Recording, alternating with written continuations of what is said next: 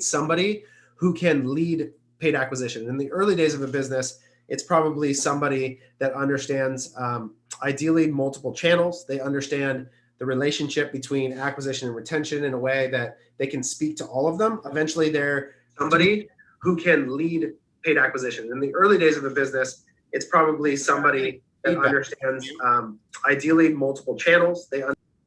There we go. Yeah, sorry, I was getting an audio feedback from you. So eventually they're going to end up hiring agencies. They're going to be your head of growth, but to start, they've got to be able to do it themselves. When you start a business, like you're not going to spend the money to hire an agency, so you've got to be able to do that. So that's sort of the second thing. The third thing is you have to pair them with somebody who's awesome at creative. Okay, so this is somebody who has really like they have a brand sense, but they're editor skills, right? So they have to be able to produce content for you. In an ideal world, they're sort of like a content creator would be their title. They know how to shoot and edit. And we have somebody like that in 4x400. The same thing. He can pick up a camera. He can do product photography. He can go shoot a quick video. He can edit the video. He can make an ad. And that has to exist together. Then you've got to think about stuff. So that's 3. I got to go to 7 or 8. Dang, that's a big team. I've got to think about finance. So again, this goes back to my core skill. I've got to have somebody who understands the cash flow considerations of an e-commerce business and how we need to capitalize the business to actually be successful. So someone finance, ops, supply chain, and then growth. I have somebody in charge of strategic tactical growth, and then editing and creative. And then I'm going to call a role community. Okay. And inside of community, I'm going to put customer service. I'm going to put organic social. They're going to be responsible for ensuring that our customers are cared for. Their job is going to be the experience of the customer. You could call them community, you could call them customer experience, but they're going to be a marketing function. So this is actually a big debate. Should customer service sit in ops? Should it sit in customer or in marketing? I would put it in marketing. Personal preference. I think it's just a cultural definition that I think is valuable. So I'd have that person in charge of customer experience. They're going to think about the unboxing experience. They're going to think about customer service. They're going to think about organic social, any place where they're going to respond to all the comments on your Facebook ads. Like they're going to think about the customer, probably start a private Slack group, whatever that piece of it. So what does that get me to? 5 people. I've got ops, finance, CEO. That's good. That'll give you a general sense. That's a great start, man. I love it. That was us killing time here. So to eliminate some of the talking heads, I'm going to set up these 2 real quickly and duck out because we got an awesome setup today. So if you are in chat, a lot of people are now here. We're going to officially get started. Make sure in the bottom right corner, just click it says panelists in your chat window. Click it down so it says panelists and attendees. Do that first. Let us know where you're coming in from today. We appreciate you being here. And with that being said, I want to hand it over to Jeremy. Jeremy is the head of growth over at Admission and within CTC. He's been working with Taylor to set today up to make sure that you guys have the time today to ask questions. He's going to go through, if you're not officially part of Admission today, what you can, how you can be a part of it going forward. But for the most part, we want you guys to have a ton of value today. So with that being said, Jeremy, I'm going to kick it to you.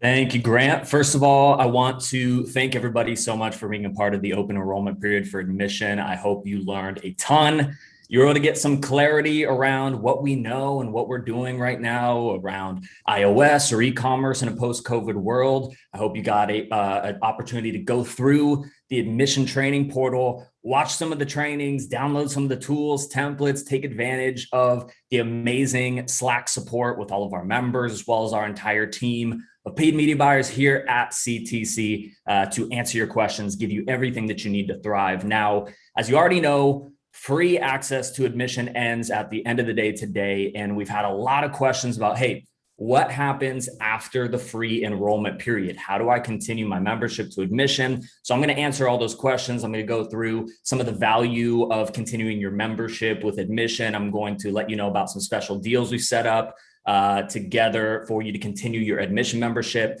I'm going to cover all that very, very quickly right now before we jump into the Q&A. So let's get started with all that you're getting. First of all, you get the entire training library. This is our entire advertising philosophy, everything that we do here for clients at CTC. And as you know, we manage some major accounts for some of the biggest D2C online brands out there. So all of this, there's nothing unshared. There's nothing that we're doing for clients that we're not sharing inside of this community, inside the training portal. You're getting everything. The cool thing is that if you're early stage, or if you're here and you're new to paid media, then you're really comfortable and confident that you're going to be setting everything up the right way from the very beginning, right? It's like having a super, super strong foundation to a house that is never going to break down. And if you consider yourself intermediate or advanced, then you'll be confident knowing that you're never going to outgrow the information that we're constantly updating and sharing via webinars. It's always next level stuff that even the most advanced paid media buyers, they're never going to outgrow. So really that depth and range of knowledge is super unique to Admission. Not only that, but we also have resources like tools, templates, spreadsheets, calculators, all the resources we've created inside of CTC to be able to streamline the growth for our clients and do it in an efficient way. So no longer are you trying to create these things on your own or spending a bunch of money or time trying to create them. You just download the resources that we have inside of Admission and feel confident knowing that these are the exact same resources that we use: templates, tools, spreadsheets to help our clients grow. So you're getting all of that as well. The next thing, I don't know if you had a chance to check this out, but we have an ad creative library inside of Admission, and we provide all Admission members with our best performing ads that we're running for clients. So have you ever had, a moment where you run out of ideas for creative, or you're just not getting that unique spin on a video or an image that you want to use that is going to capture attention? Well, if you've ever had trouble with that, then you can just go into the portal and see full funnel best performing ad creatives. So I personally call it the Ad Creative Vault, and you can check out all of our best performing ads, get inspiration off of them, model after the ideas and the concepts that we're using. So if you want to see like best performing remarketing ads for our clients, or prospecting ads, if you want to go in and check by exact creative types, like before and after videos or boomerang videos or anything like that, you can go into this vault and you can check out all of the best performing ad creative for that particular category. So you can see that's incredibly valuable. So something that you can lean on in times of, where you're needed to brainstorm stuff or keep ideas fresh. Now, the other thing I want to talk about is our support, right? This is one of the biggest pieces of Admission that makes it extremely worthwhile, almost a steal for the price point that I'll actually get to in a second as far as the value that you get, right? And basically, you might have had an opportunity to come in and check out all the Slack channels, ask your questions and do all that stuff. But what I really want to explain why this is so critical.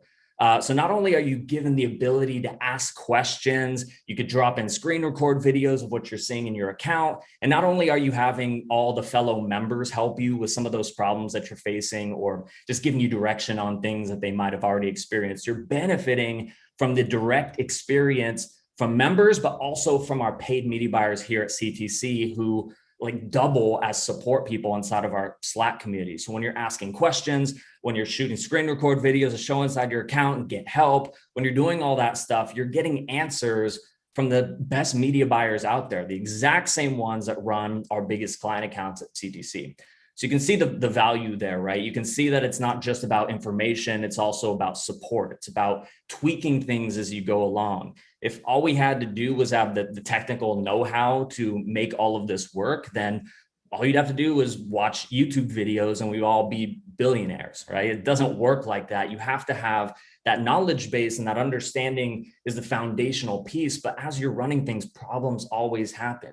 You don't get the results you're after, or some sort of, for lack of a better term, a leak in the pipe, so to speak. And you're not exactly sure what's going wrong as far as creative or copy, or it could be the structure of your account. It could be landing page or some other aspect of your sale process, right? And unless you have the support from experienced paid media buyers that you can just lean on and get answers from right away, then it's extremely difficult to be successful in today's climate. And that's exactly what we're giving you inside of Admission with the Slack support, not only from our members, like I said, but our entire team of media buyers here at CTC.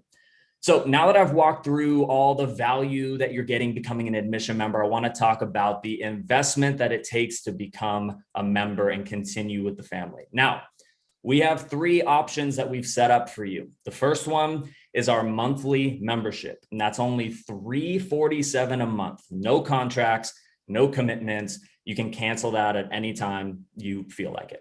The second one is $8.97 a quarter. So that works out to $2.99 a month. So you save about $50 a month if you do it in quarterly payments. So every 3 months, $8.97.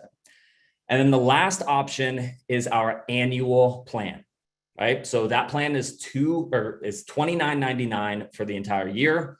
So it works out to $249 a month, which is a crazy deal for everything that you're getting. But you also get 4 free one-on-one Zoom consulting calls with any of our buyers with that plan. So that's what we talked about with the hiring center. So you get 4 hiring center calls for free. Those calls are usually $150 an hour. So that's $600 of value that you're getting for free if you run with that annual plan that I talked about there. Now, a couple things to take note before you choose your option. First one is that usually we run admission off of a wait list process. You can't just go in and join whenever you want. There's a wait list. It usually takes somewhere between 4 to 8 weeks to get through. It just kind of depends.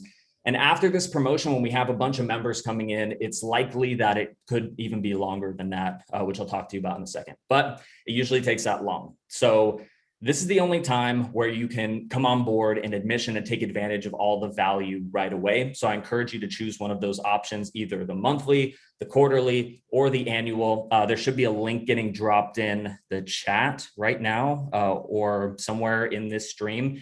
So you click on that link, it'll bring you to a page, and then there'll be the 3 options to choose from to continue with us.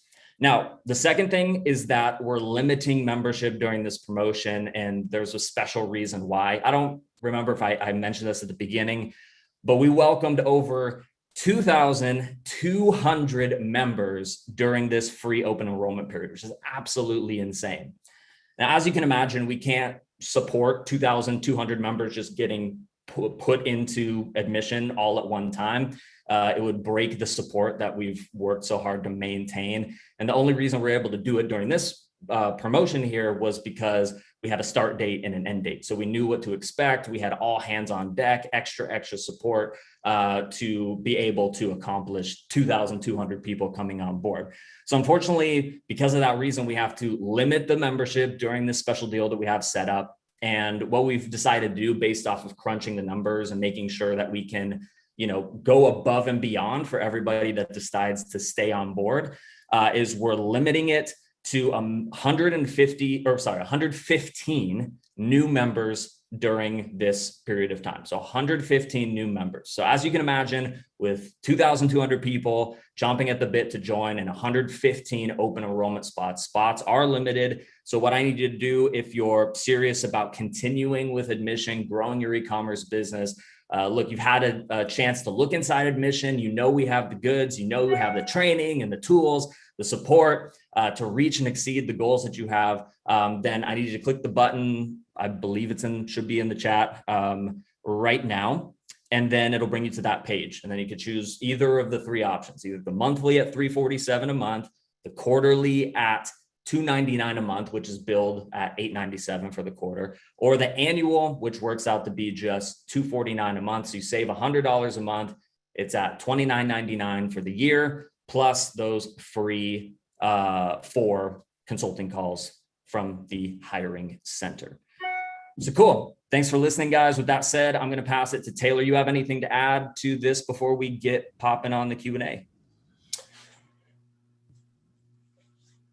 Nope, that's it. Oh, so what I'll say, and Alex, I see you down there, man, saying didn't realize this was a sales call. And you know why it's a sales call is because for 2 weeks, we've invited all of you in because we believe this was the moment to do it. And the reason I allowed Jeremy to do this and I want this to happen is because I guarantee we're going to over deliver on this value in such a way that at the end of this, it all closes. So we don't want anyone to be unaware of the fact that this is the end of the open period. And so we want to make sure that you have an opportunity that for $240 a month, you get access to the entirety of what we do. All of the data, information, Slack, content, webinars, endless stuff. So I'm so confident in our ability to over deliver on this that we want to make sure that no one misses the chance at the end of this period to take advantage of this opportunity. So I appreciate you all. I know it was a Q&A setup and this is an important though as we close here. So we're going for it. That said, now let's rock and roll. Let's go straight into these questions and make sure that we're giving you all the best information that we can. I appreciate all of you being here. One of the things that I think is super important to understand is that like part of this community value is you all, right? Like that the community, there's actually a network effect as we add more people into it. Because if you've been in Slack, you'll see that you all have great answers to questions as well. And so this thing becomes more valuable over time. The more people that we have, the more data that we gather, the more information we can all proceed with. So appreciate all of you. Jeremy, thanks for going in. And Grant, am I just grabbing these out of the Q&A and rocking and rolling? Is that the best way to go or what? Yeah, go for it. Jeremy's going to also help kind of feed some questions to you. But as you see some, why don't you pick one? If you go to the Q&A section, yeah, it's easier to monitor that right now since we got guys in the chat as well responding. Yeah, I'll roll through the Q&A. So if you drop your question, put them in there. I'll roll through those. So first question is about acquiring existing brands. So it says, how do we recommend going about acquiring an existing brand? We are looking to acquire a brand for $200,000 to $800,000 US. And it seems like the hidden gems are not on broker sites. So one, I would just say, I don't think that's true. I think there are a lot of hidden gems on brokerage sites. We sold FC Goods, which I think is a hidden gem of a business, on a brokerage site through FE International. So whether it's Quiet Light, whether it's Shopify Exchange, a new one that I've just seen pop up called swiftexits.com. There are lots of values in those platforms. But think about this in the same way you think about recruiting an employee, okay? You could say to me, hey, there are no hidden gems on monster.com or LinkedIn, whatever, message boards. Then your job is to build a pipeline of people that come to you, right? So one of the things that we work really hard at to make 4x400 have access to all of the deal flows is we've built a community of early stage businesses, and we do a ton of content marketing towards content that would serve businesses in the range that we want to acquire them. So this problem is a marketing problem in many ways, just like it is for recruiting great employees or recruiting clients in a B2B business. Now, I would just say is you have to get clear on businesses for $200,000 to $800,000. What you're usually looking at is either distressed businesses. So that's a similar range that we buy things at in 4x400, where if you think about this valuation of 3 to 5 times sellers' discretionary earnings. So this is a metric that's a very common acquisition point for e-commerce businesses that are sub $5 million in EBITDA or net profit, right? So sellers' discretionary earnings is sort of the profit of the business plus whatever the entrepreneur paid themselves. So that's that number. So if you're talking about 200 to 800,000, you're talking about a business that's making somewhere between $50,000 and $300,000 in actual profit. So these are fairly small businesses that you should check out in terms of that. So you've got to think about generating content, engaging in the communities, go be a part of all of the groups and get to know people. And that's just the reality of it. There's no shortcut to this answer other than the brokerage sites, which I think require just a bunch of combing through, getting to know the humans and the attributes of the businesses that you're looking for. The more clarity you have about what you want, the easier it is to identify it and find it. So Marsha, those names again, Quiet Light Brokerage, swiftexits.com and exchange.shopify.com are all places. FE International is a brokerage firm that we've used to sell one of our businesses. Those are Empire Flippers is another one. There's lots of them out there where you can buy businesses for as cheap as $5,000, all the way up to millions of dollars. So those are good places to go check that out. All right. Next question. What are some of your favorite places to identify amazing creative content creators? This is a very simple answer. What are the primary points of distribution that content creators care about? That's where they're going to distribute their content. And right now, I think the best places for truly unique content creators is TikTok. You're going to find the people doing the most creative, most clever stuff in that platform right now, in my opinion. But again, this depends on what you mean. And I think a lot of times what you're going to get with these questions is like specificity of answer. When you say creative content creators, are you talking about scripted video? Are you talking about user-generated content? Are you talking about photography? Like getting clearer on the answer of what you're looking for will be really, really helpful to that answer. Another thing that I'm obsessed with. Okay, so this is my current creative obsession. So Corey, who's in the chat, I think somewhere, and I talk about this a lot, which is this idea of what is the language of the internet, and how often brands don't recognize that the internet has a language. The internet has a voice and way in which it speaks. And if you go to imgur.com, so imgur.com, what you're going to see is the most viral content on the internet. You're going to get up close and in your face the language of the internet. In other words, what is the type of content that independent advertising or distribution that's being created, shared, and engaged with?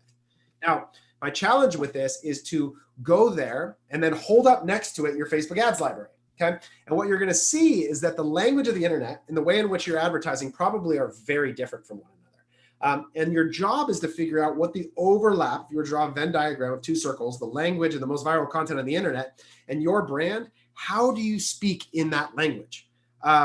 So that's just the thing I think that I would challenge you in terms of thinking about creative and content to push your brand into the next level of that. But content creators, TikTok all day long, you just got to get on there, engage. Instagram also has lots of them. Look at reels and stories. Find people like, I guarantee you can go in and you can find people that are producing content that have sub $5,000 followers, and you're going to get people that are willing to make content for you for not that expensive. There was a kid, and there's multiple times where we have been able to do this in very real ways. Another thing that's just awesome on the creative front is that, like, so Kinship, who's a sister agency of ours, they have a service offering that's a seeding program where they seed 100 micro influencers, and out of that, they get on average 20 to 30 pieces of content that you can then use on a monthly basis. So targeting those sort of people that by nature make stuff all day long will give you access to more stuff. All right. What is a fair / average agency for $100,000 to $300,000 spent per month? So much of this depends on what the service actually is. If you're talking about strict media buying in that you're not doing the creative at all, you're usually going to be talking about 2 to 5% of ad spend with a cap on it somewhere, right? Depending on what you're doing. If you're doing strict media buying, maybe it's closer to 2 to 7% of ad spend. The problem is you're just going to have a lot of people that will offer that service. It's pretty commoditized if you're just doing strictly media buying, no creative or strategy or any other things, or not doing the copywriting, anything. I'm talking about strict media buying. But if you're providing full management of an ad account, Facebook, Google, that sort of thing, an average is about 10% of spend. Now, for me, I like to not think about agency fees in terms of cost. So I don't like to think about them in terms of media. I actually want to make sure I'm thinking about my cost as a percentage of my client's revenue. So the agency marketing services break if you as an agency represent more than, let's call it, somewhere you should sit somewhere between 2 to 4% ideally of your client's revenue that's being paid to you as a service provider. 4% if you're paying multiple services. You can push it up to 5 if you're doing email, retention, SMS, creative, all of those things. But it's really hard for a business to be profitable if they're paying you a disproportionate percentage of their revenue. So you've really got to think about how much of their revenue is going to me, because you want to create a mutually beneficial relationship, right? Where you're creating profitability on both sides. So on the $100,000 to $300,000 spent per month, so much of that is contingent also on the efficiency of the spend. So that's just something to think about. But a very generic industry benchmark is around 10% of media. That's a very generic industry benchmark to work off of in either direction. I love this question from Sam. So this goes to, what is the biggest difference you see between brands that are doing 7 figures a year and brands that do 8 figures a year? Are there any specific insights into commonalities you see between either the businesses models, margin, product market fit, creative, or even just founder personality types that you see? Commonly 8-figure brands or founders have to do that 7-figure brands do not. Okay, so this is such a good question, and it gets into this idea of why I started this whole session of the open period looking at the e-commerce, the anti-fragile e-commerce scorecard, because that is the answer. The answer is brands that scale have attributes that produce volume and efficiency such that they can afford to scale. Okay, and what I mean by that is that, generally speaking, there's one of a few things that have happened. One, they have some organic traffic source that's providing increased efficiency of the overall business. I'll give you a couple of specific examples. Okay, so they either have a brand that we worked with, or still do, called Born Primitive. When they came to us, they had an organic SEO rank for CrossFit sports bra. Okay, they had just been early to the space, and without doing it intentionally, they had built a meaningful amount of organic traffic off of this keyword. And so they were getting a bunch of inbound organic traffic off of those core keywords. And so suddenly their efficiency, even if they were getting a 2-to-1 in the ad account or 3-to-1 in the ad account, was still greater because they had this additional organic traffic source. Another place where we see this is brands that have great organic social. where they get customers posting a ton of photos, or they have a large audience and they're able to drive meaningful traffic out of those channels, right?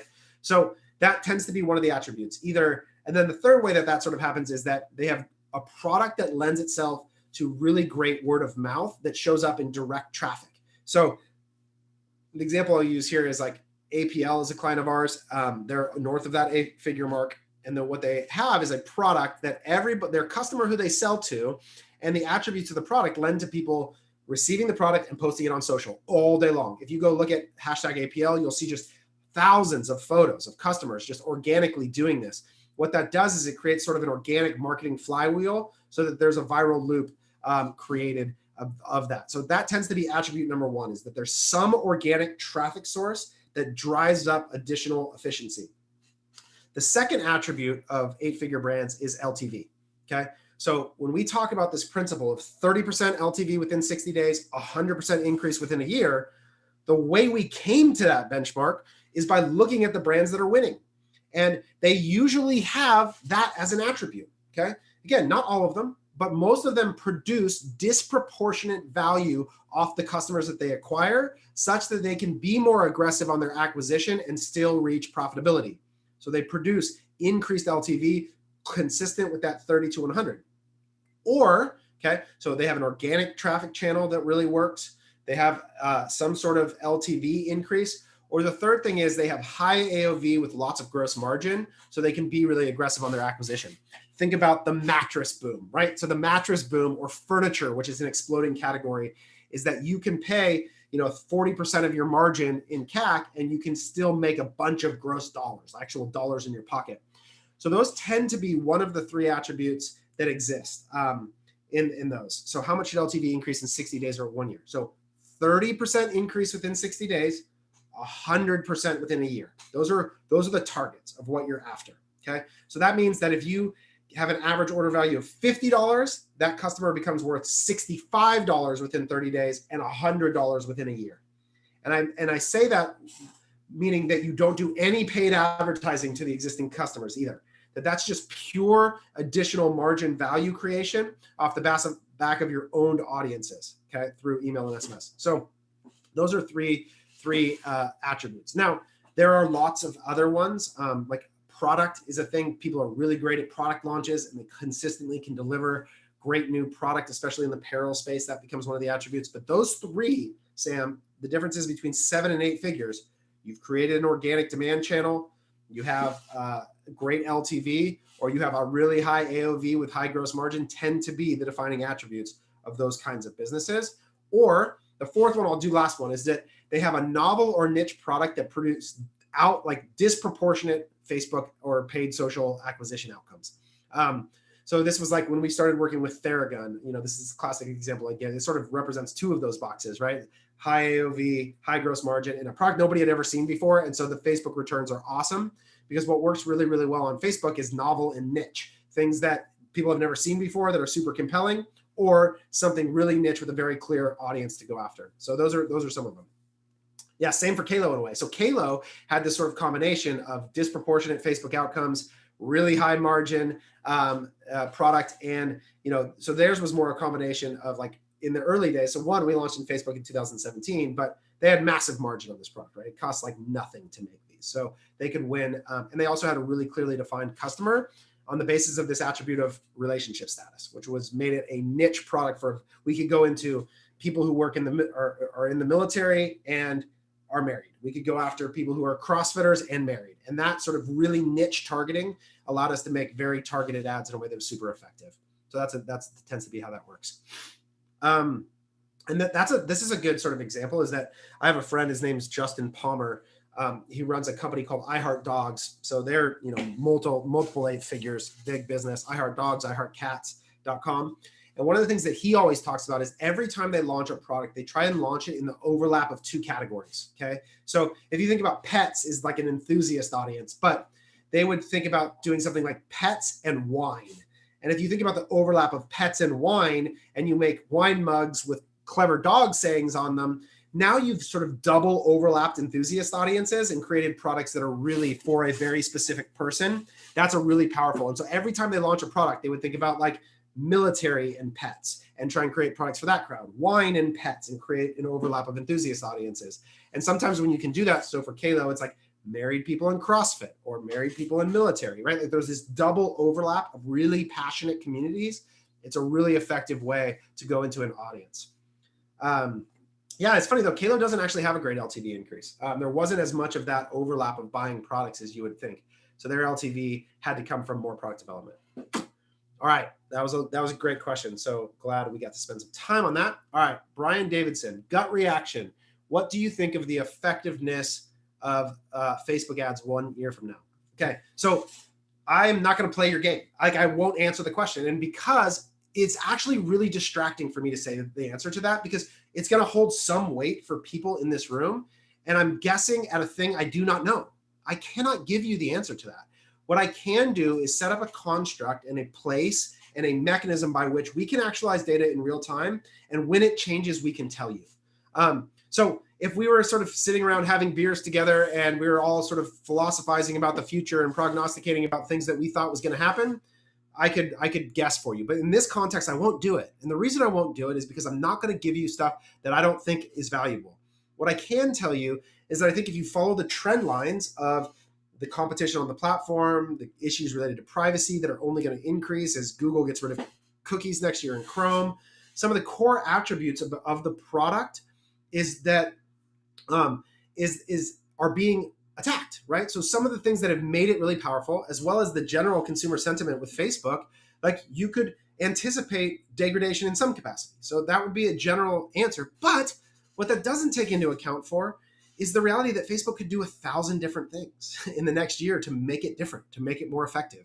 So the honest answer is what I'm going to do for you, Brian, is I'm going to build a place where you can follow along in real time, where we're going to have the best data in the world, that the second it's different or the second that there's something more impactful, I'll answer it for you and I'll give you the truth. But to guess at a year from now would just be a distraction to the people here in a way that I don't think is helpful. All right. Anonymous attendee. Welcome, anonymous attendee. We do not have cash flow issues. We do have around $120,000 profit bottom line per month. Congratulations. That's freaking awesome. Last year, closing at $5 million in revenue at 1.2 million bottom line profit. That's almost 25%, 4-quarter accounting. Those of you that follow that, exactly. But we have trouble scaling past that. We have opportunity to get outside investment. How and why would we use the abundant cash for? We have $800,000 from ourselves, but we could get 1 to 5 million in investment and give equity up. Would you take the opportunity? Why? Yes or no? Absolutely not. Not under that consideration. I put out a tweet just today, okay? And this is actually like the number one thing that I'm learning as a leader is it is a big switch as a business owner to go from surviving a bootstrap business and just thinking about how you ensure you have enough cash next month to learning actually how to deploy that cash profitably and consistently. So what I hear from you in the question is, I don't know what to do with the money that I have in order to grow more. So why would you take more money, right? Why would you give up equity to take cash that you don't even know how to deploy, right? You take growth capital when you are very clear about how to use it, right? So your number one job is to think about how to deploy that capital. Now, that is a question I would love to get into and answer with you. And again, go back to the anti-fragile e-commerce playbook and look at those attributes.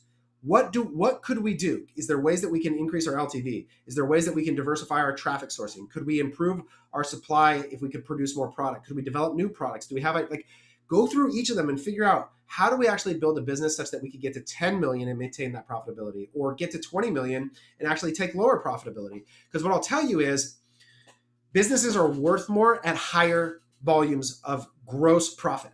And not gross profit, but what I mean by that is like total dollars of profit, not percentages. So in other words, your business is worth more at $20 million and 15% profit than it is at 5 million and 25% profit. And that's just because it's shown the capacity to scale to real dollars. So the other thing is, like, when you take an investment, you want to make sure that you're maximizing the value. So I think the key for you, anonymous attendee, is to get clear on how you grow the business. Like, what is the lever that will produce growth? And it may come at a short-term profit cost. It feels like you're proud of that monthly profit number, but it might have to come from a short-term reduction in profitability in order to get to that next stage of growth. but do not take capital if you don't know how to deploy it. All right. Evan, hi, I'm curious, being limited with staff and money to develop new creative and seeing prospecting take a huge hit with iOS. What do you recommend me to do? For Facebook ads, should I only be focusing on lookalikes? Broad is already performing poorly and eating up our ad spend. Is it time to start exploring new platforms? Do not do that. So what I'll tell you is that every platform outside of Facebook is going to suffer from the same iOS problems and going to be inefficient, right? It's going to be less efficient.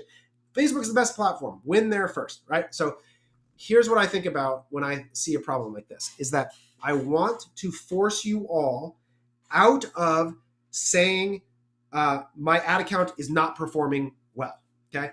Let's agree as a group to never say that again. What we want to do, we have this rule in Slack, is that we're not allowed to speak in generalities, okay? You have to speak in specificity. And what I want you to tell me is, if you go look at your performance from the point that you say that it declined, use our growth equation, visitors conversion rate, AOV, or AOV in this case, visitors conversion AOV, right? What isn't working? Be specific. We don't say our car is broken. We say something specific broke. Did your CTR decline? Did CPMs increase? Did your conversion rate decrease? Where in the funnel did it decrease? What was the actual decline in performance related to? Where did it break?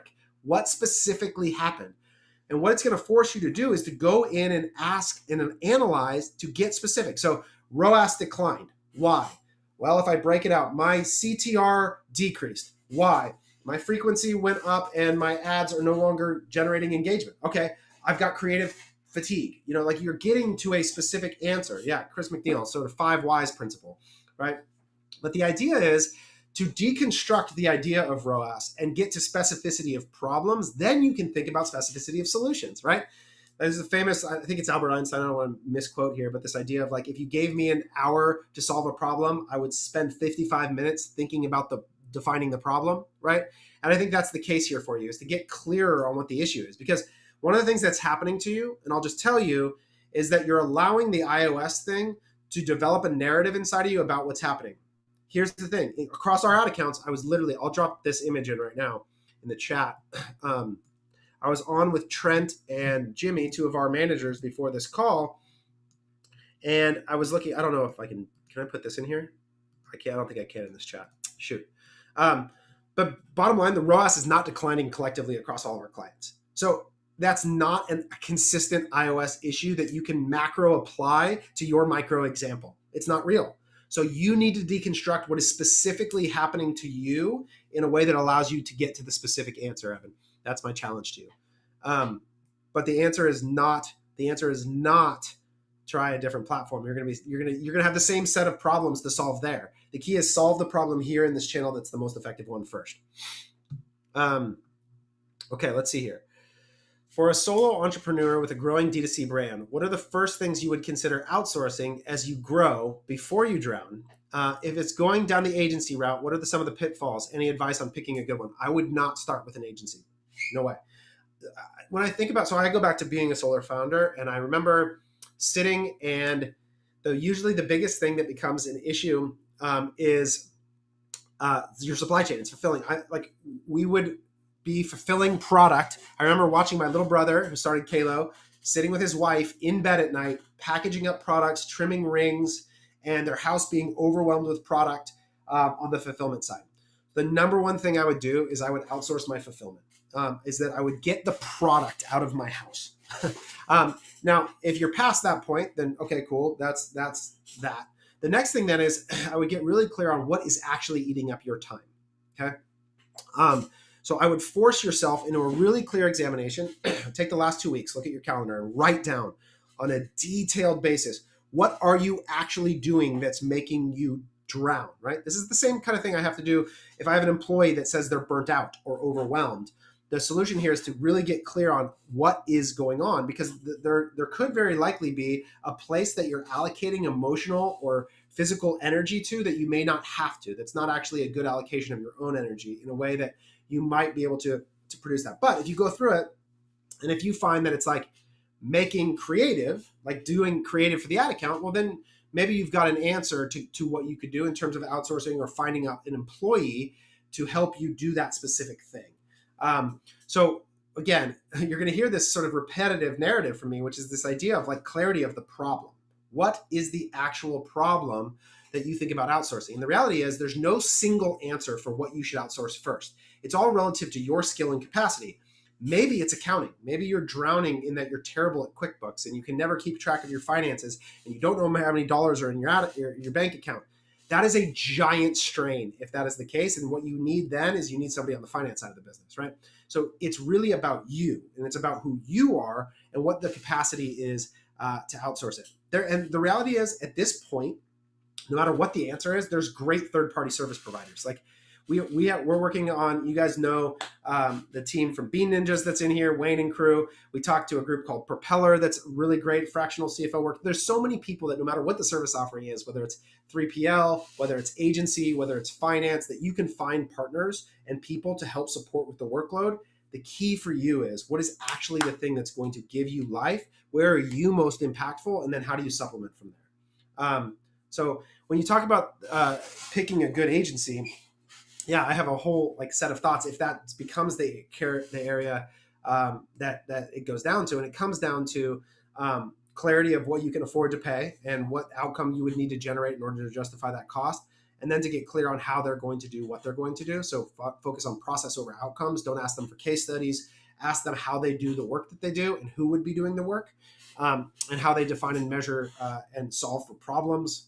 All those kinds of things. So that's sort of if you decide that agency is the right thing, but likely at that stage of business, it's not. That's why we created Admission, is because I don't think you should hire an agency at the early stage of business. The economics of it for you and them probably don't make sense. So yeah. All right. What is the best way to scale a brand from $0 to $10,000 in ad spend and stay profitable without data to start? Do you think the entry barrier will be bigger with less ads? Okay. So again, I'm not interested in playing made-up games, okay? So made-up games are games that say, my product only has 20% margin. I have $100. How do I build a profitable ad account? And the answer is you don't. You don't win with that set of parameters, okay? So the way that you scale a profitable a brand from $0 to $10,000 and stay profitable without any data, one, you need to understand that construct to begin with is an unlikely outcome. Just is. Facebook's a machine learning tool that works best and produces most efficient outcomes on volume of spend because it allows it to understand inputs to produce outputs, okay? If you have no data, that likely means you have no purchases, which likely means you have no organic traffic, which likely means your prospecting and remarketing mix is going to be overly aggressive, 90-10 to start or 95-5 even, if you have no traffic. That makes being profitable with your ad spend really difficult, right? So you have to understand that from the beginning, you're set up in a way that you're building a game that you're going to lose at. And so the challenge becomes, how do I actually set up the situation and the circumstance such that I can win with paid advertising? And guess what I'm going to say here? Shocker. Go back to the anti-fragile e-commerce playbook. How do you win at Facebook advertising? You have a product that's niche or novel. You have incredible margin. You have great LTV, right? You have diverse channel mixes. Guys, there is no shortcut to this game.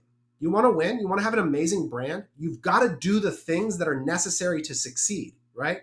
So unless you're 0 to 10K, right? Like, unless you have a product that is truly niche and novel, people have never seen it before, and you can throw it on social. So I'll give you an example, okay? So our sister agency I mentioned, Kinship, they work with a company called Monkey Feet, okay? Monkey Feet created a weight for your feet that's an at-home workout equipment, okay? They went from 0 to $500,000 and spent incredibly fast because it was an incredible product that nobody had ever seen before. If you have that product, you can do it with very little data because, again, niche or novel. And they were riding the tidal wave of at home. They were riding a macroeconomic environment, right? So the question is, like, do you have those attributes? If not, well, then you've got to go after the principles of building a great e-commerce business. And it doesn't just mean you turn on an ad account and like there's some hack that I could give you that's like set up a CBO and then you go, like anyone who gives you that, it's just bullshit. It's just not the answer. You're not going to ad account hack your way through a bad product with bad unit economics, with no LTV, with bad supplier manufacturing terms. It won't work. It won't work. So you've got to go back to the actual principles. All right, Rob Hampton. I have multiple small e-com brands, and I'm trying to determine the best way to leverage our shared resources, but always hear that you should keep things separate. Can you talk through how you structure 4x400 brands? Are they all unique LLCs? Do you keep accounting separate for them, or are they combined, etc.? Okay, so this is a very detailed question that I'm not going to, that Rob, I would love to talk to you about separately, but I don't know that it's going to help everybody here. But this is what I'll say. When I say that shared resources were a problem, it was when the agency was sharing resources with our brands. If you're an agency owner out there and you have this romantic idea about starting your own brand, don't do it. Don't do it. Like I'm telling you right now, there's a conflict of interest at every stage of the use of resources. One, your organization is not actually designed to grow brands the way you think it is. You have no ops. You have the wrong capitalization. You don't have a customer service department. You don't have any of the things that are actually needed to grow a brand. Two, if your business is profitable, you're going to be taking profitable dollars and you're going to be putting them into a thing that's going to produce negative return for a long time. So there's just so many conflicts in the idea of an agency business model sharing resources with an e-commerce business model. That said, 4x400 is a Holdco model that does share resources across a variety of brands. All the brands are separate LLCs, okay? And we have an MSA, a master services agreement between the Holdco and the brands for the utilization of those services. Now, what I will tell you is that we've made it way too complicated on ourselves, and we're working to make it so that we own 100% of all of the individual brands, because it's very hard to move the money around in a way that's consistent and equitable for everybody involved when that's the case. So if we could do it again, and what we're moving towards is the Holdco would own 100% of all the subsidiary agencies, and that you would be then free to allocate your resources, money, time, and people against the area of greatest return. And then at that point, your job is just to become basically a resource allocator. You've got to think about people and money across all these streams of revenue, and you want to continue to invest into the ones that are producing the best return on that money. So that becomes the job, but they're all shared resources. In all the employees are employees of 4x400. There are no employees of the subsidiary brands, is our present model. And accounting exists all in separate P&Ls, but net into one central 4x400 bank account. And the reason that you do this, right, is because the multiple that you get paid on larger profit, so the aggregate of the profit is worth more than the sum of the individual profits, right? So what I mean by that is that if a brand has $1 million in profit, the multiple that you could get on it would be, 2 to 3 or 3 to 5x at best, right? But if you have $5 million in profit, you can likely get a 4 to 6 multiple. So you want to aggregate the profit into a single source versus holding it at the individual brand level. That's the whole point of a Holdco, right? Is to aggregate profit to increase multiples. All right, let's see here. I'm a very small agency owner with 2 clients. I know there's huge agency owners in here, but my question is, how can I retain clients? And where to find a wizard media buyer. For context, I strictly work with e-com brands and Facebook ads only. Okay, so this is the simplest answer that I'm going to give you. This is going to blow your mind in terms of how do you retain clients. You sign longer contracts. That's if you're an agency owner and you're living on month-to-month contracts, stop it. Stop it. Because you can't, the entire agency game is a cash flow game. And if you cannot predict your future cash flow because your clients do not have to stay with you, they could leave at any point, it makes your life impossible. And it's not actually in the interest of the client either, because you can't scale up your staff to accurately support businesses because you can't predict your cash flow. So the easiest way to retain your clients is to have longer contracts from the beginning. So that's the answer. And then the second part is set expectations, meet expectations. That's what the agency game is all about. If your clients are leaving, get clear on why, figure out where the expectation broke and what you weren't able to deliver against, and just be relentless about constantly improving that. But what I'll tell you is that client churn is part of the process. You're going to have to learn, and the only way to learn is to get at bats. So build a strong sales system that gives you opportunities to learn and improve and get business. Understand that churn is part of the business, and then do your best to continue to find ways to set the expectation clear and meet the expectation more fully. In terms of finding wizard media buyers, the entire supply and demand of that role in the world is completely out of whack, right?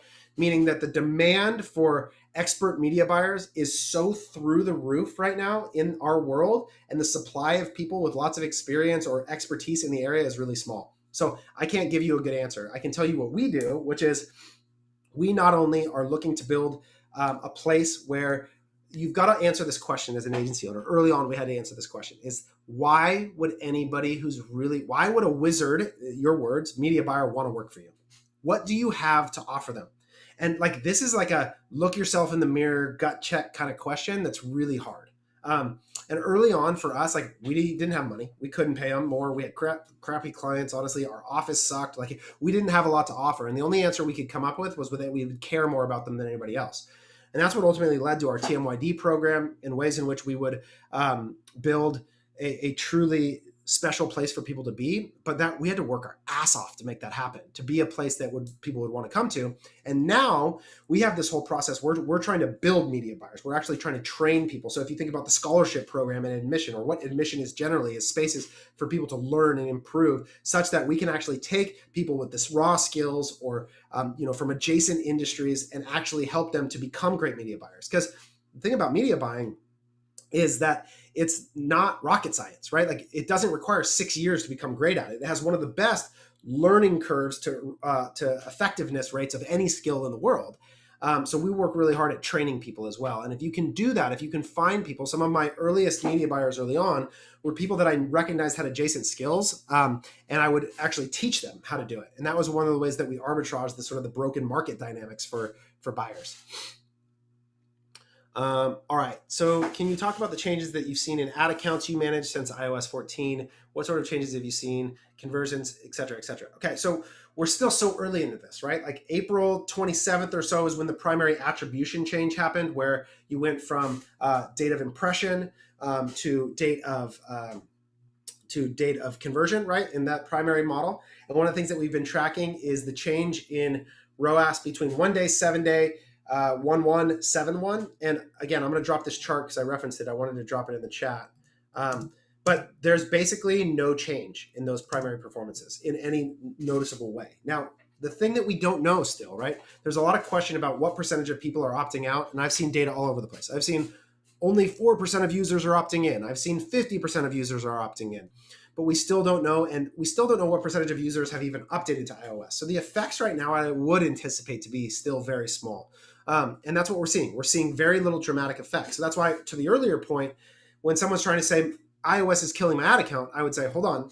I don't know that that's a mental shortcut to maybe actually doing deeper work to solve a problem. But right now, and again, I'll drop this trend line graph in Slack afterwards, but we're not seeing any dramatic changes to performance across this is an aggregate of our 30 largest clients. And so, and this idea of like changing from broad to more focused interest, like it's sort of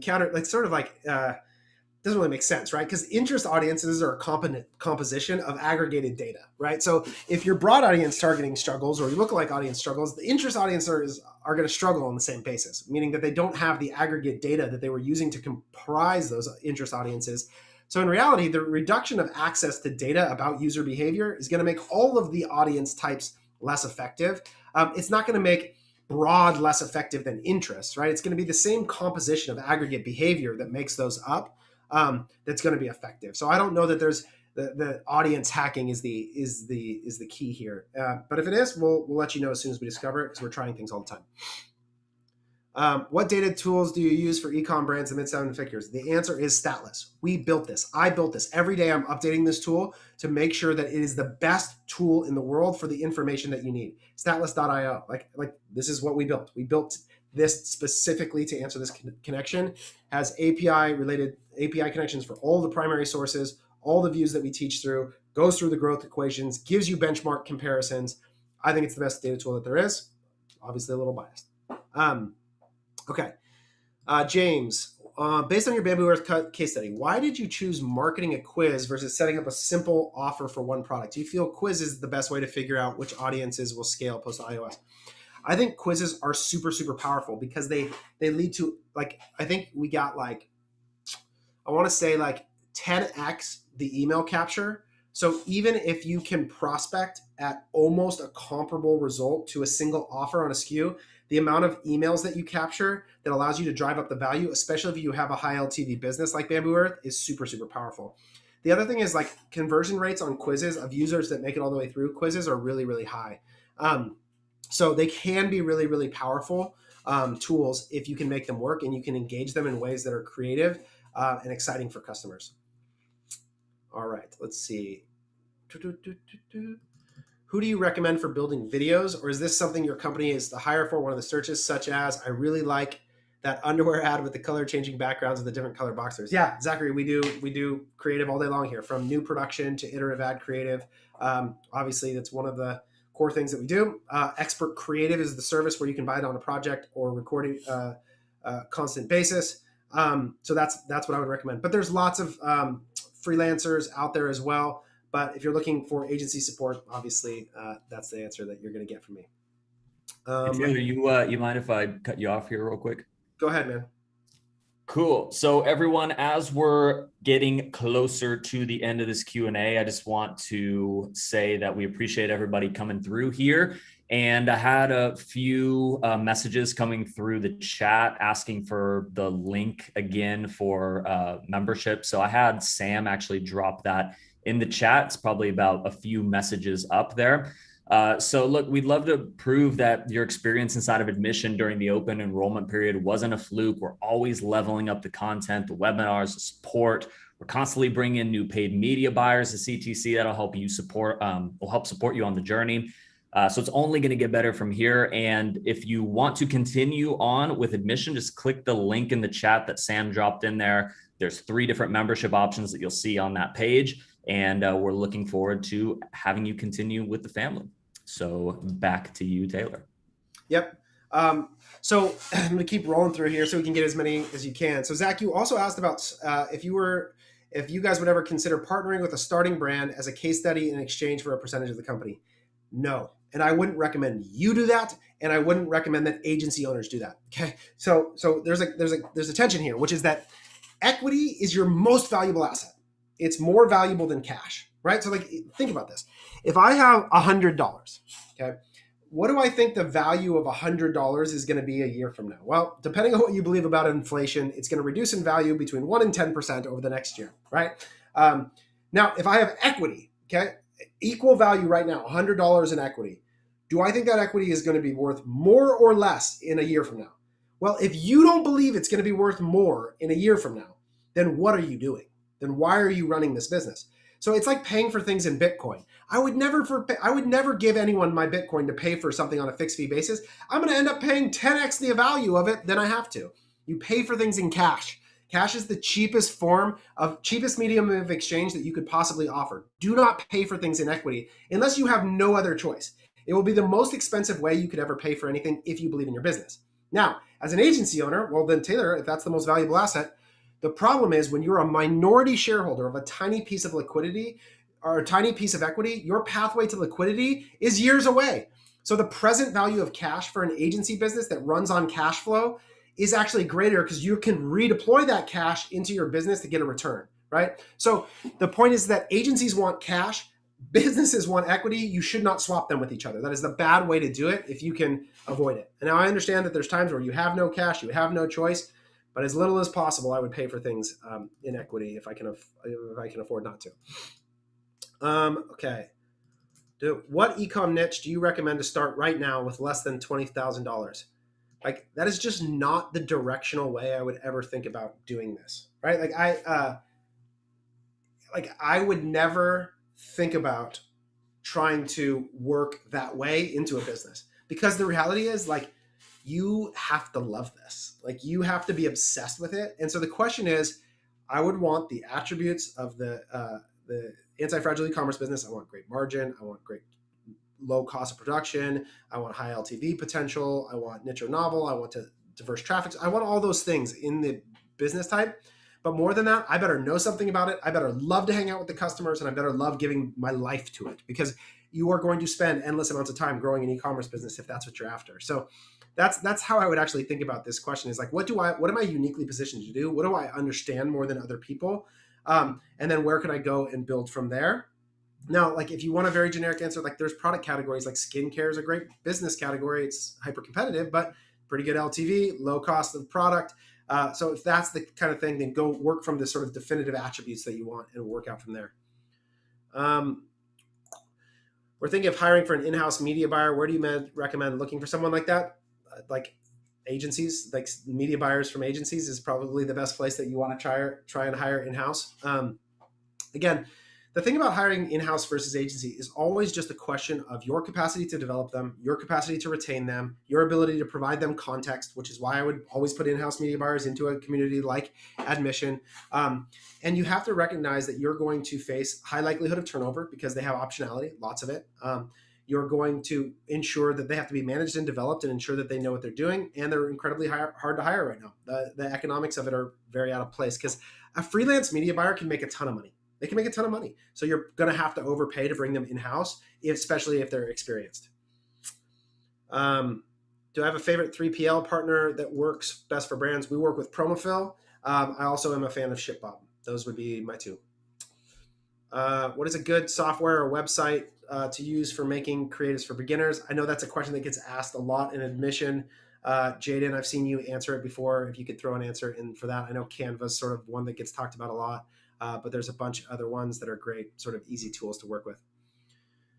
We're launching a brand new product. Do you have a zero to Kickstarter playbook? I would go look at, go follow Dave Recook. That's R-E-K, I don't even know how to spell his last name. From 4x400. We just launched a Kickstarter campaign with Modern Fuel. On how to do that. There's a lot of agencies that are actually really helpful on the Kickstarter side of things because they have audiences in that. But Dave on Twitter, and maybe somebody can drop his handle in there. He did a lot of detailed breakdowns of the Modern Fuel Kickstarter that we just ran for 4x400 that will be at least helpful for you in thinking about that. What are your Thank you, Nicholas. What are your exclusions like, or middle of bottom of the funnel? You're spending 70% prospecting. Our goal, it really depends on the amount of organic traffic that you have, right? Like best case scenario is 60-40. That means you have a ton of organic traffic that we can remarket, but more often the breakdowns are 70-30 or 80-20. Exclusions at the top. When you say the middle of the funnel, I'm assuming you mean like re-engagement. So someone's viewed an ad. We're always hard excluding existing customers. We're always hard excluding website traffic if we're separating out those definitions. Sorry about the phone. So we always want to make sure that when we say new customer acquisition, we're really clear on the distinction between that and existing customer acquisition. So always hard excluding back up the funnel, basically. Down the funnel. So you want to exclude that down the funnel from prospecting. You want to exclude everything down from re-engagement. You want to exclude everything down from remarketing. You want to exclude all existing customers. Okay. How often do you make new content for revenue? In the 300 to 500K per month. Okay, so this is one of the hardest things about Facebook advertising is there is not a linear relationship between spend and necessary creative, okay? Because what you have is some ads that can last a really, really long time. You'll have hero ads that will last a really long time, and then you'll have other cases where you're constantly needing to produce creative. But I think about it more in terms of the number of campaigns that you're running and the average order value of your product. But in $300,000 to $500,000 a month, you're looking at a minimum of probably 30 to 50 assets a month. We all of our clients, I think it's a minimum of 20 pieces of creative a month that we produce for them. So you're looking at 50 pieces a month at that scale, I think is probably a good estimation. But again, you could have a hero ad that could carry an account for a really long time, but always getting into a workflow to be able to produce large volumes of creative is really helpful. Another great way to supplement that is to have like a UGC source process to add into that as well. How many ad creatives do you test on average per month? So a minimum of 20, upwards of 100, depending on the size of the spend, the AOV of the product. And the reason I say the AOV of the product is because the amount of tests that you can run is relative to your ability to produce statistically significant outcomes, which means you usually need about 50 conversions per week per ad set. So the higher the AOV, the less things that you can do. Like Native is a client of ours, we have to run a ton of tests for them. We produce a ton of creative for them. Low AOV product, lots of different flavors, categories, scents, etc. We got to produce from there. Okay. How many ad creatives? Okay, that's that. Sam, I've never had a good experience with an agent. It should be my personality type and how I work with them. So this idea, so this is interesting. So Sam, I'm gonna push on you a little bit. So an agency, so saying that I've never had a good experience, but it always feels like the agency doesn't understand our business or doesn't care, okay? So here's what I would say. Understanding is a teacher's responsibility, not a student's responsibility, okay? I think about this all the time when I'm doing a webinar or when I'm doing training for my employees, their lack of understanding is my fault, not their fault. Okay. It is my job to both build a mechanism to communicate my business and also check for understanding such that we can reach that. So as a fellow teacher, as someone who takes on responsibility for that, there is freedom in taking ownership of understanding for yourself. So that's the first thing I'm gonna put on you. I tell this to brands all the time when they say like, you don't get my brand or you don't understand how to copyright for me. And oftentimes what happens is the idea of brand or tone is locked in one person's head and it's not replicable by anybody else or not understandable from anybody else. What I would tell you is like, we work with hundreds of brands. And guess what? For some of them, we have a ton of success and there's no complaint about tone or copy. So why would it be that in some cases you could understand, in some cases you couldn't? Now, care is a different thing. Now, another thing that entrepreneurs that we have to be careful of is that nobody in the world will care about your business like you do. Nobody.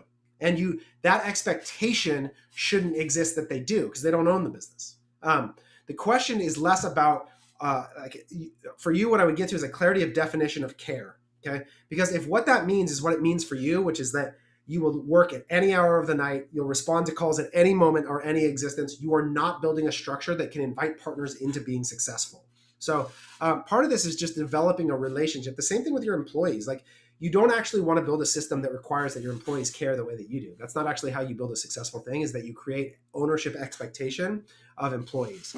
But I think that relationship success is a two-way street. I don't know specifically about the examples that you have, but I can tell you that we have lots of clients that we succeed for and lots of clients that we don't. Sometimes there's fault in all different directions, of course, but successful agency relationships are objectively possible. Like I'll just tell you, that's not a question of if it's possible. They are definitively possible because we have lots and lots of them. Okay. Why would you want to have multiple brands when you could just go all in on one and take its 9 figures? This is a great question. And it's because I believe that the arbitrage opportunity in e-commerce, and when I say that, what I mean is the difficulty, like expected value, okay, is a calculation of odds of success, okay, against the value of the success. I believe that the odds of succeeding on the basis of what we know of getting an e-commerce business that we can define from 0 to 10 million is really, really high. I think we could succeed at doing that 50% of the time, okay? So if I think 50% of the time I could get to 10 million, my expected value is 5 million, Alex. Does that make sense? Now think about 100 million. What do I actually believe the likelihood of success is that I would get to $100 million with a brand?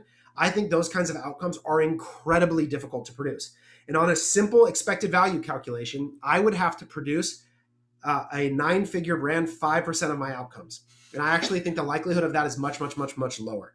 So for me, it's a function of what I believe my skill is, what I understand about e-commerce and where we're really effective, that makes it such that the aggregate value of building multiple $10 million brands is a greater expected value calculation for me than building one 9-figure brand, for sure. And the other thing is, from a lifestyle standpoint, what a $9 million brand requires of you is very different too. And the risks are greater. There's just a bunch there that I think is very different and not what we're actually after in terms of how we want to build businesses. Different for everybody, for sure. For CTC, what EBITDA percentage do you target? Maybe a sensitive topic, but is there an amount of revenue per employee? We love the sensitive topics. Our goal at CTC is to exceed 20% EBITDA as an agency. That's our goal. Oh boy. Hey guys, we've got some Zoom bombing going on. I don't know if that's something, Jeremy, that we can figure out. Apologies to everybody. This happens when you get a broadly distributed Zoom link. Yeah, I'll take care of that. Yeah. If we just need to shut down that chat for a minute, let's go ahead and do that. Apologies, everyone.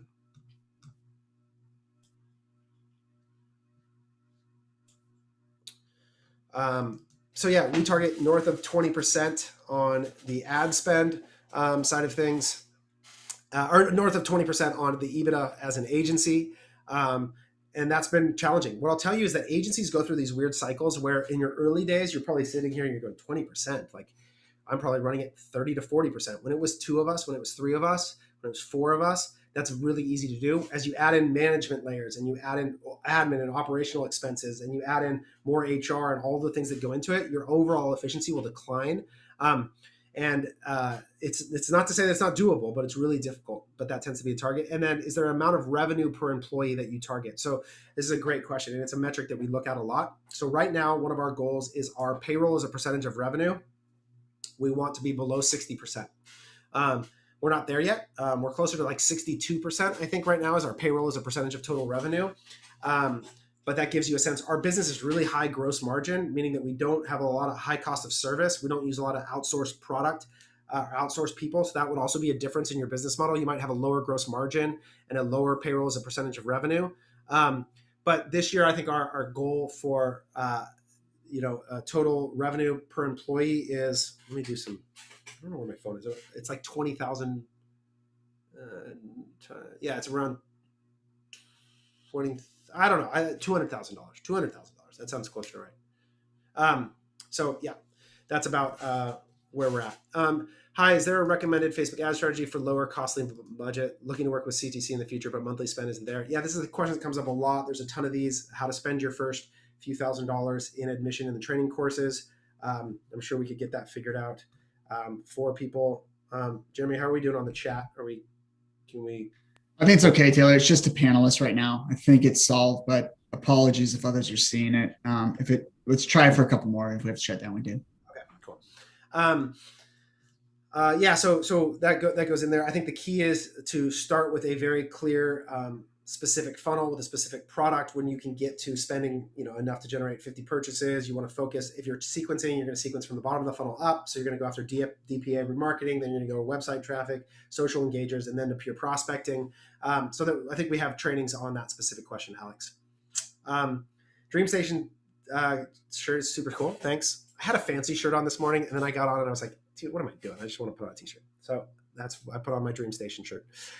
If there's a brand new e-commerce company that's scaling consistently from one month to the next, then growth stops. Revenue declines consistently month over month when apparently nothing has really changed in the business itself.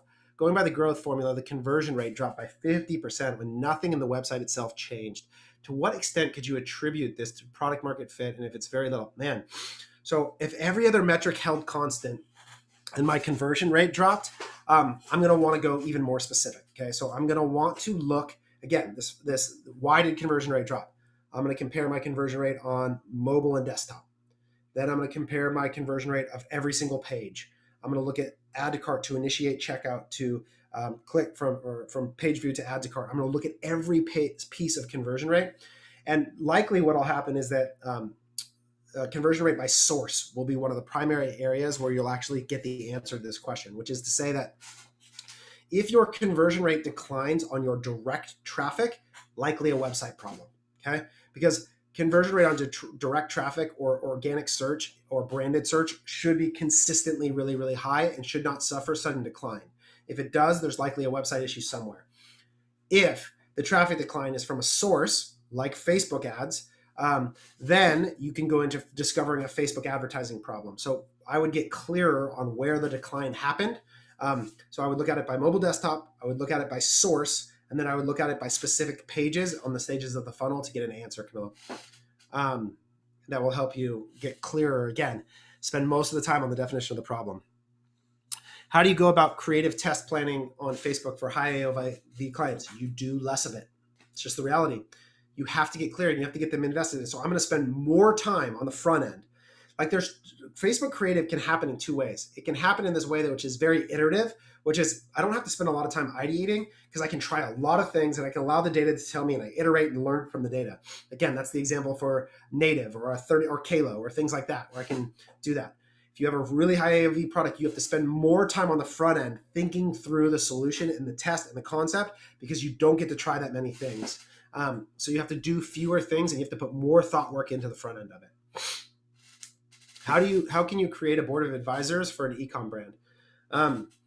Well, I mean, it's fairly simple, right? Like the question is like, do you mean structurally, like legally, or do you mean just how do you find the people, right? So here's what I would say. Distinguish between an actual board of directors that have governance authority over the business or pure adversarial, meaning they just are advisors. They're just providing advice. Second, think about what are the primary things you want advice about. If it's just looking for advice, you're looking for people that can go where you are trying to go. They have expertise in areas that you don't. And then you go out and develop a relationship or find those people in your life that can provide into that. What I would really challenge you to do if you do it is to find people with different opinions than your own. That will be the most valuable thing that you can get, is outside views of your world.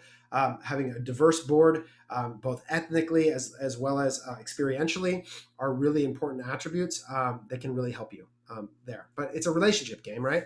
The other thing I would think about is like, what are you willing to offer them? Oftentimes for boards of advisors, if you're asking for like biannual meetings, you're going to provide some travel comp for them to come and be a part of the meeting, as well as food, lodging while they're there, rental car, that sort of thing for them to be there. Or you're going to compensate them in actual shares or options in the company, depending on the length of commitment that you have. So that's what I would say. Would you ever consider setting up cost caps to LTV versus AOV of first order? Absolutely. That's why you do it, right? Is that understanding your LTV, in particular your 60-day LTV, setting it against overall LTV, I think can be really, really, really risky.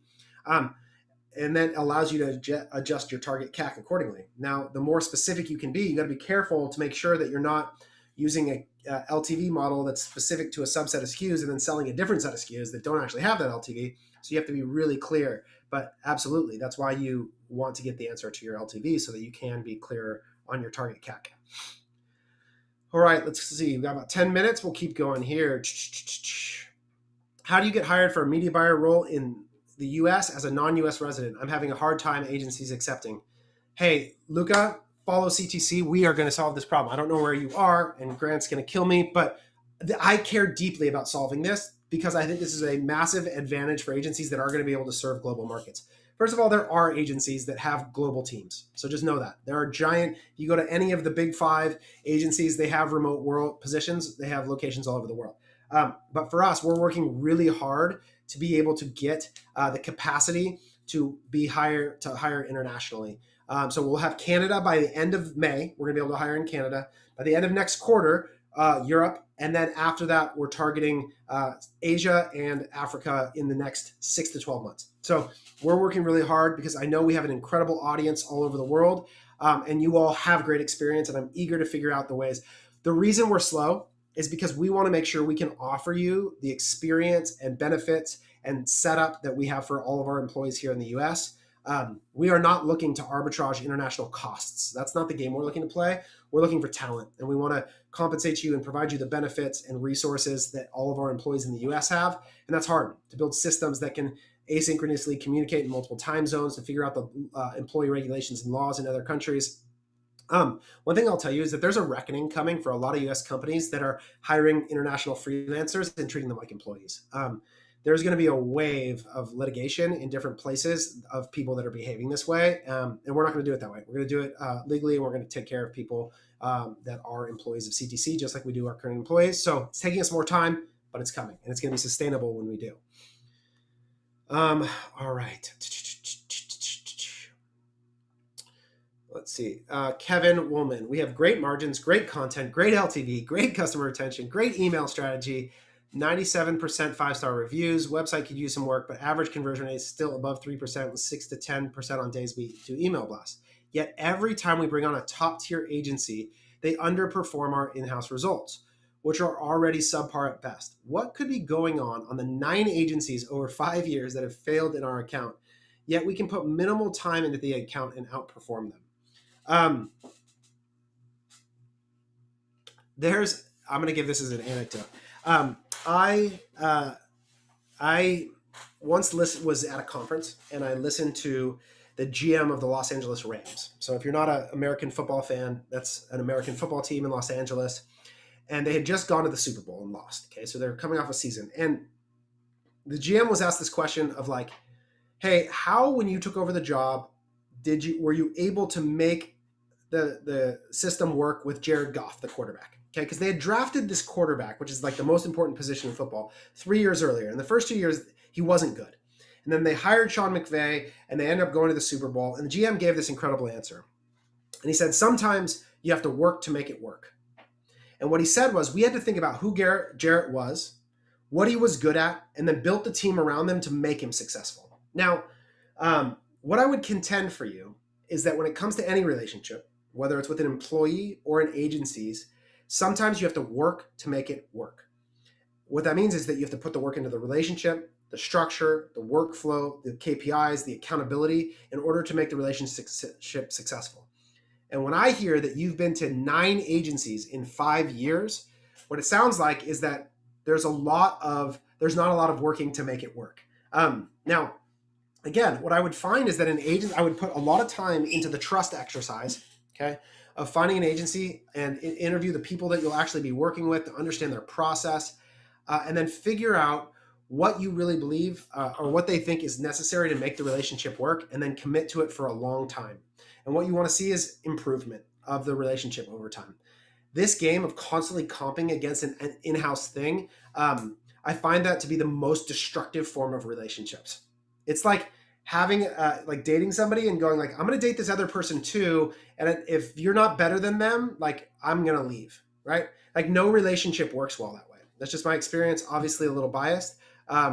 But the workflows have to be developed in ways that you have to work to make it work. And so maybe I can't speak to the actual nature of your specific relationships, but I think you've really got to look at, are you buying into all of their process? And I don't know. I want to go careful to go too far.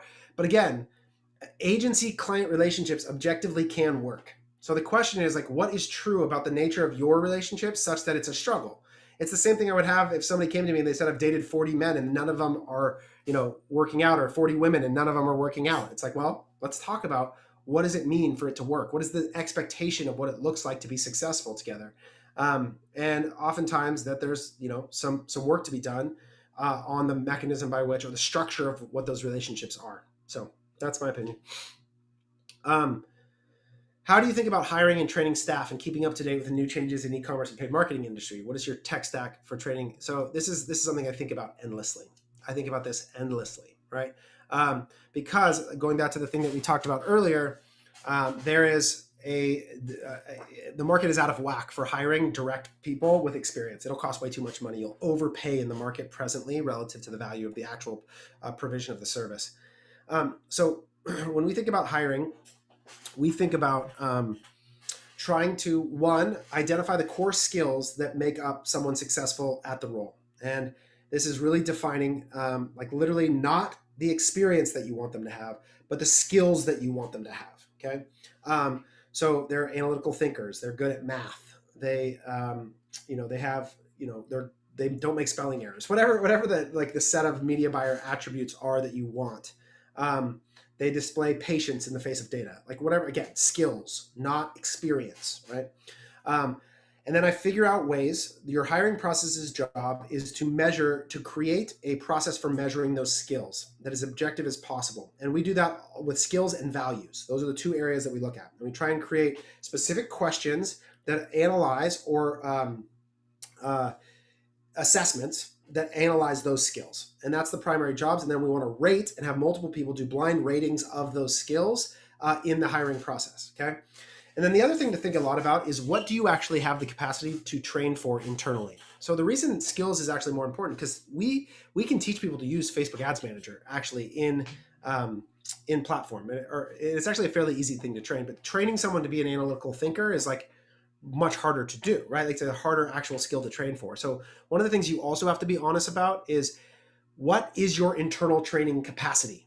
We have a head of training and development, an individual whose entire role, and he's completely overwhelmed, and we need to hire more people whose job it is to build training programs at CTC. We have a lot of robust, from management training to growth guide training to media buyers to sexual harassment training to all the kinds of trainings that you need as a large organization, and we still don't have enough. And so one, I bet most organizations are underinvested in resources to whoever's responsible for training.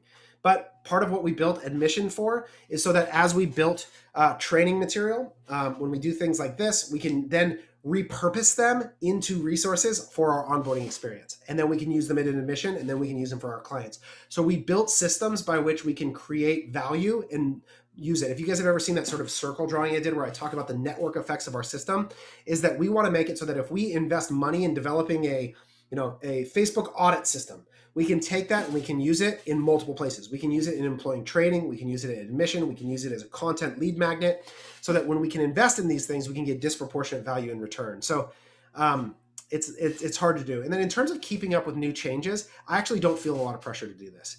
I don't think that we need to be on the cutting edge of the next new thing. If it's working, we'll hear about it. We are so plugged into the e-commerce world that the second someone puts out a single case study about a channel that they did X, Y, and Z on, we'll know about it, we'll read it, we'll study it, and we'll determine if it's viable to test with. And that's how we exist, is that most of our clients are looking for efficiency of dollars more than they are the next new thing to try as a hack. Like, it's just the reality of it. All right, 4 minutes, a couple last questions. I think I got 3 more here. What do you do next after spending on Facebook and seeing success there? Do you think Google, Snapchat, and other platforms should be next? Google should be happening simultaneously with Facebook. It's absolutely the most important channel. Google Shopping, categorical search, there is volume there. And that is the absolute next best place. From there, if you're looking for diversification, I would go TikTok and then Snapchat in terms of order of operations. Facebook and Google simultaneously to one another, then TikTok, then Snapchat, and then YouTube. I would even put in the Google ecosystem. Depending on your brand, product, creative that you have available, that would be the sequence that I would go under. Amazon is another great step. So Amazon, I think about, you should absolutely have distribution on Amazon if there is existing search volume for your product. So in other words, you're looking to do some demand capture in an existing market versus just siphon off the demand that you're creating. So when we launched Kalo, okay, the silicone wedding ring, there were 0 searches for silicone wedding ring on Amazon. Any product listing that we put on there would have just been segmenting our customers that we were creating demand for. Now there's 1 million rings on silicone review, or silicone rings on Amazon with lots of search volume. So now it would make sense. If you're selling like batteries, or you're selling, vacuums, or you're selling, things that are bought on Amazon regularly, and there's a bunch of search volume there, you should be there and try and capture your portion of that demand. Amazon's really powerful. So yeah.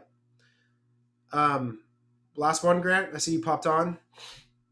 Yeah, let's do one more. Okay. Appreciate you going over. I know Yeah, that I've got two left. So I work with 2 brands between $20 and $100 million range. Neither use any paid media, believe it or not. Wow. In both cases, the resistance is coming from the founders. What strategy would you suggest to convince them and even trying it? Wow, that's incredible, Jordan. To see brands get to this day and age with 0 paid media is truly incredible. This is a human question. The question is, what is the resistance, right? Is it that they don't want to reduce their profitability? Is it that they don't believe in it? Like I would get clear on the resistance and then come up with a solution against that specific resistance. So a lot of times it's that I've seen people that have like beliefs about attribution, that it's going to not be net new customer acquisition, right? And so in that case, you would want to design for them a very clear funnel by which you are hard excluding and producing true net new customer acquisition, and the way in which you are not going to just be paying for their existing demand. So it can be an attribution sort of question. In other cases, it's just a margin consideration. And so then now this is just a math game. Okay, well, if I'm making this much money at this percent margin, what if I could make this much money at this percent margin, and that was more money in your pocket? If I could show you a pathway to that and we could test to get there, would that be worthwhile for you? The other game here, I think, is one of the things that I would do. If for me, I would want to understand the long-term outcome that they have as a business. And if it was to sell the business, I would probably get an investment banker or PE or VC people on the phone to explain the most valuable kinds of businesses, and to talk about the fact that higher volume of profit, like just more of it, is worth more money. You'll get paid a higher multiple. And showing even small amounts of acquisition from a diverse set of channels is really valuable. So again, I need to get clearer on the understanding of the resistance to go from there. Landing page tactics you'd recommend to prospecting Facebook from paid ads. Landing pages, this great game. The question I always have about a landing page is like, what is your PDP not doing that you need a landing page to do? Okay, so the only time I like landing pages is if I want to try a specific offer type that I don't actually want to exist on my core PDP, or I have, like a very specific audience that I want to tailor the visuals to. So like we had a brand once that was selling pet food, and they had like one set of pet owners that it was all about the fact that the product was vegan, like it was made of these specific ingredients. And then they wanted to test the distinction between big dogs and little dogs, and the value proposition of the product was different, where you can't customize the PDP to speak to those specific subsets of users. So in those cases, I want to think about it. But the question is like, I always think about like, what is the next thing I need to say? What is the ad saying? And then what do I need the landing page to say? And if my PDP, it doesn't make sense for it to say that thing, then I would think about a landing pages. And I like to use no code builders, the gem pages, or those kinds of things that allow you to test fairly easily and quickly. But that's my primary thought as it comes to that. Whew. Awesome. All right. Well, I think we got through close to 60 questions. So Taylor, thank you for that, for staying over. For everyone that's still here, thank you for spending an extra 30 minutes. Hopefully you found this extremely valuable. If we didn't get to your question, go drop it in the Slack, right? That's why we have the admission Slack. Our team is in there. As always, we'll be back with more live webinars next week. And last but not least, if this is, you join us for 2 weeks, we appreciate you. If you're not a member already, now is your chance to join. There's links here and we'll drop it inside and we'll send you a note about that for your options. But we really hope that during this time, you're able to level up in different ways and get the support that you need. That's what we're here for. Hope to see everyone on the inside and more to come soon. Thanks, everyone. We'll talk soon. Thank you all.